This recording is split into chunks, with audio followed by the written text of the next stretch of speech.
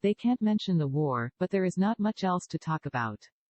Journalists at Novaya Gazeta, whose editor-in-chief Dmitry Muratov was the co-winner of last year's Nobel Peace Prize, naturally want to tell the story of what is happening in Ukraine. Reporting is their bread and butter. And, having a history of involvement with charities, they want to help the victims of the invasion of Ukraine.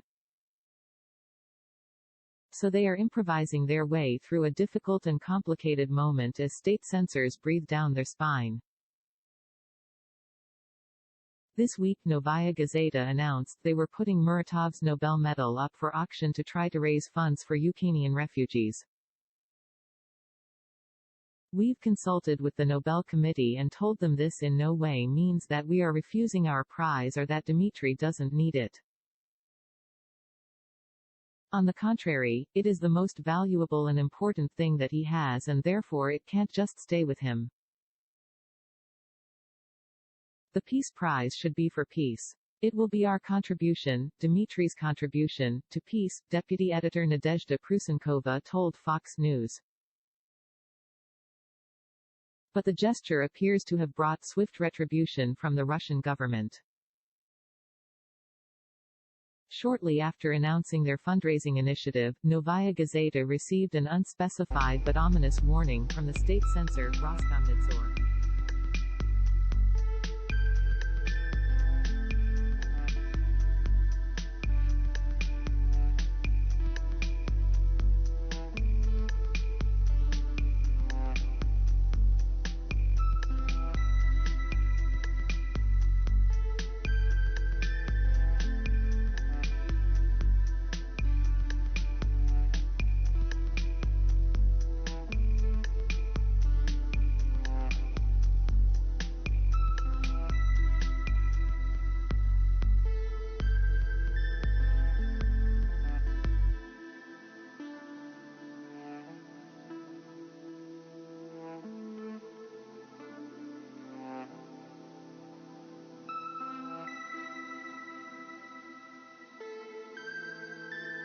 Playing by the rules, Prusenkova says, is morally complicated but they are giving it a go because their readers have asked them to.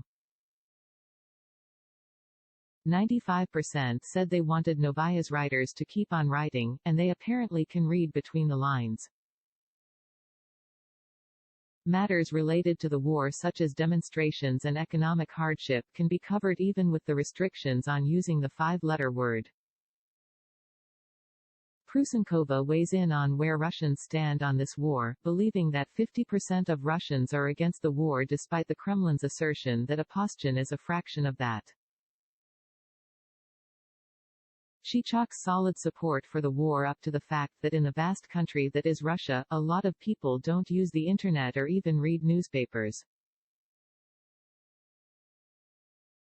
They get their news from state television, which many people inside Russia and out call propaganda. I think this special operation has been prepared for over 10 years. The propaganda managed to convince half the country. They sincerely believe Putin and TV, Prusenkova says. She adds they have correspondents all over the country who talk to these people who do not connect sugar shortages and credit cards not working with the special operation.